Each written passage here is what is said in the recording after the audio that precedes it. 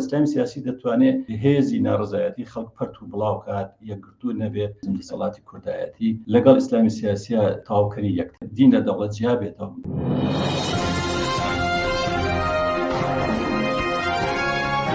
پێشەنگ داڕ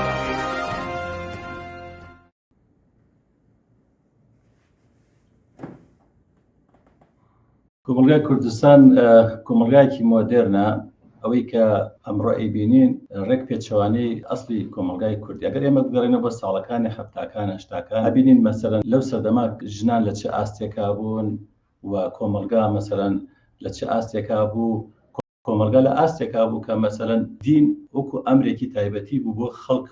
خەڵک خۆی پیادەیە کرد. یعنی ئەوە نەبوو کە دەستێوەدانێکی سیاسی تیا بکرێت و کۆمەلگا ڕاپێچ بکرێت بۆ ئەوەی کە ئەمڕۆ ئەیبینین وەکو ئەمڕۆ کە ئیسلامی سیاسی دەور و نەقشی تیا. تەماشا بکەین مەسەلەن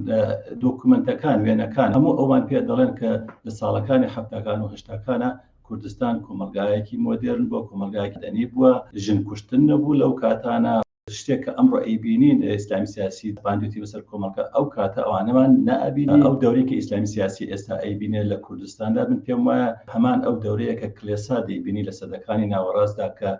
لە ئەوروپا چ نەهامەتیەکی بۆ کۆمەلگای ئەوروپی دروست کرد بوو، وەکو لە مێژووە دیار چ ڕۆژانێکی ڕەشی بۆ ئەو کاتانە دروست کرد بووە. هەمان دەورێک کە ئیسلامی سیاسی ئێستا ئەیبینێت ئەوەیە کە کۆمەلگای کوردستان لە کۆمەلگایەکی مەدەنیەوە بگۆڕێ بۆ کۆمەلگایەکی نامەدەنی دواکەوتوو زاڵبکردنی جەهالەت و نەزانی استیراد کراوە بەرژەوەندیەکی تەبەقاتی تیا هەیە. ئەمڕۆ کە ئیسلامی سیاسی دەوێت بەم کارانەی بەر بە بزوتنەوەیەکی ناڕزایەتی چینەکانی خوارەوە بگرێت تاوەکو لەم ڕێگایەوە بتوانێت کە هەم دەسەڵات بپارێزێت هەم ئەو فەرهەنگەی کە کۆنەپەرستانەیە زاڵی کا بەسەر کۆمەلگا. ئیسلامی سیاسی مێژوەکەی گەڕێتەوە بۆ ئیخوان موسلیمین کە لە مسر حەسەن بناوانە پیادەیانە کرد. لەو کاتەوە تر ئیسلامی سیاسی بە جیهاندا بڵاو بوو. ئەو سەردەمە کە شەڕی سارد هەبوو لەبێ قوتبی غەربی و قوتبی شەرقی بڵێن اتحادی سۆڤیەتی و ئەمریکا پێویستی بەوە هەبوو کە لەو ناوچانەی کە نفوسی اتحاد سۆڤیەتی تیا هەیە ئەم بزوتنەوەی پەرە پێ بدات، بزوتنەوەی ئیخوان موسلیمین و بزوتنەوەی ئیسلامی سیاسی بەگشتی پەرە پێ بدات و پشتگیری بکات. تەنانەت مەسەلەن هەوڵیدا لە دروستکردنی هێزی سیاسی توندڕەوی وەکو قاعیدە و داعش و ئەمانە هەر بۆ ئەوەی کە بتوانێت دوو هەدەفی هەبووە غەرب لەم وەستانەوە لە بەرامبەر قوتبی سۆڤیەتیا و هەروەها پاراستنی بەرژەوەندەکانی خۆی و هەژمۆنی خۆی بەسەر کۆمەلگای ڕۆژهەڵاتی ناوەڕاستە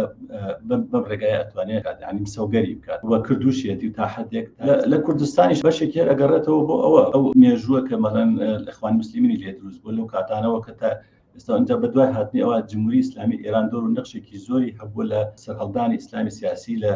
کوردستان و لە هەموو ناوچەکەدا. یعنی ئیسلامی سیاسی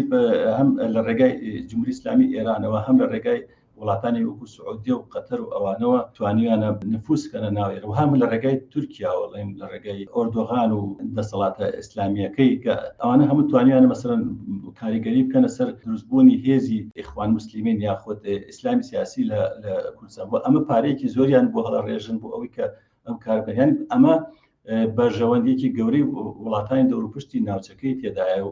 بە ئێران و قەتەر و سعودیە و کوێ و تورکیا و ئەمانە هەمووی و هەروەها لە بەرژەوەندی ئەمریکا و سیستمی سەرمایه‌داری جیهانیدایە، چونکە بۆ ئیسلامی سیاسی دەتوانێت هێزی ناڕزایەتی خەڵک پەرت و بڵاو کات یەکگرتوو نەبێت. ئەم هێزێک کە مەسەلەن خەتەری ئەوە کەم دەکاتەوە کە شۆڕشێکی بڵێن ئیشتراکی سوسیالیستی لە منتیقەکە سەر هەڵبات و هەژمونی ئەمریکا و سەرمایه‌داری لە ناوچەکانە یاڵێت هەژمونی ئەو وڵات کۆنەپەرستانێ لە ناوچەکانە یاڵێت. بۆیە مەسەلەن بە هەموو توانایان بە ملیارەها دۆلار لە هەموو ڕێگایەک ئیمکانیات سەرف بکەن بۆەوەی ئیسلامی سیاسی لە کوردستاندا کاریگەری خۆی دابرێت و وە کۆمەلگا ڕاکێشێت تاوەکو بەر بە بزوتنەوەیەکی شۆڕژگێڕانە ببێت کە ڕوونەدا لە ناوچەکەدا. دەسەڵاتی ناسیۆنالیزم دەسەڵاتی کوردایەتی لەگەڵ ئیسلامی سیاسیە تاوکەری یەکتر بەبێ یەکتر نانکرێت و هەردووکیان لە بەرژەوەندی یەکتردان. من پێم وایە کە ئیسلامی سیاسی کارێکی زۆر باش بۆ دەسەڵات دەکات و دەسەڵاتیش کارێکی باش بۆ ئیسلامی سیاسی دەکات و لە بەرامبەریان مەسەلەن مزگەوتێکی زۆر دەکاتەوە و میدیایەکی زۆر کەناڵە تەلەڤیزیۆنی زۆر هەموو خاتە بەردەستیان بۆ ئەوەی ڕۆژانە مەسەلەن ئەو تەبلیغاتە بکەن کە ئەم وەزع قابلی ئەوەیە کە قبول بکرێت کە خوا ڕازی لەسەرە و خوا ڕزقی خەڵکەیە و نازان بەم جۆرە هینان هێرشێکی زۆر بکەنە سەر ژنان، چونکە ژنان ئەگەر بێنە پێشەوە لە کۆمەلگا دیارە کۆمەلگا ئاڵگۆڕی شۆڕگەڕانە ڕوئات اینجا ئەیانەوێت بە هەموو شێوێک بتوان ئیهانە و سوکایەتی بە ژنان ڕابگەن و لە مینبەرەکان ڕۆژانە وەکو ژەهرێک بدەنە کۆمەلگا و کۆمەلگا ڕازیکەن بەو دەسەڵاتی کە ئێستا مەوجودە. ئەگەر بۆڵێکی ژەکەن، ئەگەر جاروبار باسی گەندەڵیەکی ژەکەن، دانێ سواری ئەو شەپۆلی ناڕزایەتیە بن کە خەڵک هەیەی بۆ لە پێناو پایەگا و دینێکی دەسەڵاتی خوێن ئەگەر بێت و مەسەر خۆیان دەسەڵات بەدەستەوە بگرن، ناتوانن عەدالەت و یەکسانی خوازی بڵێن زاڵکەن بەسەر کۆمەلگا، ناتوان عەدالەت بێنن بۆ کۆمەلگا، ناتوان یەکسانی بۆ چونکە باوەڕیان بەبوونی سیستمی سەرمایەداری هەیە، ئەنی سیستمێکی ئابووری ژێرخانێکی ئابووری تر نییە کە ئەوان کاری لەسەر بکەن، چکە لە ژێرخانی ئابووری کۆمەلگای سەرمایەداری کە پشتبەستووە بە کاری کرێگرتە و خاوەندارەتی تایبەتی، بۆیە عەدالەت و یەکسانی لە ڕێگەی دەسەڵاتی ئیسلامی سیاسیەوە بەدی نایەت. ئەمە تەوەهومێکە کە ئیسلامی سیاسی بە کۆمەلگای کوردستانی ڕاگەند و دەسەڵاتیش لە بەرامبەر ئەمە هیچ عینێک پیشان نایەن، نەک ئەوەی کە مەسەڵەن تند بێ لە بەرامبەر ئەم تەبلیغاتانی کە ئیسلامی سیاسی ئەیکات، بەڵکو پشتیوانیشی ئەکات بە مادی بە معنەوی و دەیەوێت کە ئەوان بوونیان هەبێت، بوونی ئەوان باشترە لە هێزێکی شۆڕژگێڕ و ڕادیکاڵ. بۆیە بە هەموو شێوەیەک ئەو دوو هێزە ئیسلامی سیاسی و هێزەکانی کوردایەتی دەسەڵاتی ئێستای هەرێم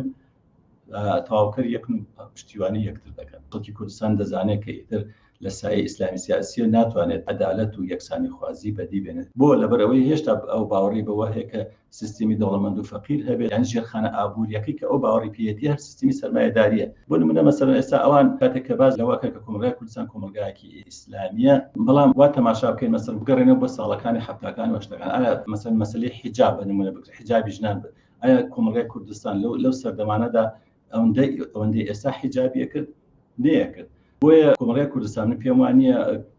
ئیسلامی سیاسی پێ قبول بێت و ئیسلامی سیاسی بتوانێت کە کۆمەلگای کوردستان ڕزگار بکات لە نەهامەتیەکانی، لە کوێرەوەریەکانی، لە هەژاری، لە برسێتی، لە نەداری، تا کاتێک ئەمان دەتوانن هەژمونی خۆیان هەیە بەسەر کۆمەلگای کوردستانە کە هێزە شۆڕژگێڕ و ڕادیکاڵ و سوسیالیست و کۆمونیستەکان بێهێز بن، کە هێزێکیان بە بەراهاتەوە وەتوانیان کە کۆمەلگای کوردستان بخەنە ژێر هەژمونی ئەوەی کە ئیتر شۆڕژگەڕانەوە و خەڵکی کوردستان بێتە مەیدانەوە بۆ داسەپاندنی بڵێن دنیایەکی باشتر و سیستمێکی باشتر، ژیانێکی باشتر. کۆمەلگای کوردستان ناتوانێت قبولی ئەو یاسا و ڕێسانی ئیسلامی سیاسی بکات بەسەر یازاڵ بێت کە هەمووی پڕە لە نەعەدالەتی، پڕە لە نایەکسانی. تەجروبەیە کە لە بەردەست خەڵکی کوردستانە بۆ ئەفغانستان و بۆ ئێران، یعنی تەجروبەیەکی ڕۆشنە. پێم وانە کە کۆمەلگای کوردستان تقبولی ئەوە بکات کە هێزگەلێکی وەکو تاالبان یا جمهوری ئیسلامی ئێران حکمی بکاتیان دەسەڵات بەدەستەوە بگرێت. بۆ ئێستا ئیسلامی سیاسی وها ناسراوە کە ئەو هێزان کە بڵێن لە پەرلەمان و لە دەسەڵاتن خێر ئیسلامی سیاسی ئەوە نییە. ئیسلامی سیاسی ئەوانەش دەگرێتەوە کە کەسانی وەکو شێخ نەهرۆ، کەدانی وەکو بڵێن عەبدولەتیف سەلەفی، ئەمانە کە مەسەڵەن بۆ خۆیان دەڵێن کە مەسەڵەن کار لە سیاسەتە ناکەن، بەڵام کارەکانیان هەمووی سیاسیە، لە بەرژەوەندی دەسەڵاتە کار دەکەن. ئێمە دەبێت ئیسلامی سیاسی تەنها بە یەکگرتو و کۆمەڵ و بستنەوەی ئیسلامی نەناسینەوە، بێ ئەوانش لەبەرچاو ئەوانش کاری سیاسی دەکەن، بە ڕۆژانە ئەیبینین ئەوانە کە چ بانگێشێکەکەن بۆ دەسەڵات و خەڵک چۆن مەشغوڵەکەن بە کۆمەڵێک مەسائلی تایبەتی بڵێن ژیانی شخصی خۆیانەوە و تەبیین بە ژنانەکەن، سوکایەتی بە ژنانەکەن، مەلاکانیان هێنە سەر منبەرەکان، سوکایەتی بە ژنان و بە کۆمەلگا ئەکەن بە کولی خەباتکردن لە بەرامبەر هەموو ئەمانە کارێکی هەموو ئینسانێکی چەپ و کۆمۆنیست و پێشکەوتن خواز و هەموو هێزی کەسانێکی ئەلمانی و خەباتکردن لە بەرامبەر ئیسلامی سیاسیات دەبێت بەو شێوەیە بێت کە ئێمە مەسەڵەن ئەو کارێکی ئیسلامی سیاسی کردوێتی خەڵک بێ هەڵی وەشێنێتەوە. چۆن ئیسلامی سیاسی کاری ئەوە دەکات کە هێزی جەماوەر پەرت و بڵاو بکات. ئێمە ئەبێ هێز شۆڕژگێڕەکان ئەبێ جەماوەر یەکگرتوو بکات، یعنی لە هەوڵی یەکگرتووکردنی جەماوەری ناڕازی، جەماوەری خەڵکی برسی و هەژار و کرێکار و زەحمەت کێشدا بێت، ئەم هێزە ڕێکخراوی یەکگرتوو بکات. ئەوان دەیانەوێت پەرت و بڵاویکەن، ئێمە دەبێت یەکگرتووی بکەین. ئەمە یەکێکە لەو خەبات لەسەر بکەین. یەکی تر ئەوەیە کە مەسەڵەن دەور و نەقشی ئیسلامی سیاسی ئەبێ ئێمە کەم بکەینەوە، مەسەڵەن محاولە بکەین کە دین لە دەوڵەت جیا بێتەوە. یەکێک لەو کارانێک کە ئەبێ شۆڕژگێڕەکان ئەمڕۆ لەسەر بکەن ئەوەیە کە دین و دەوڵەت ئەبێ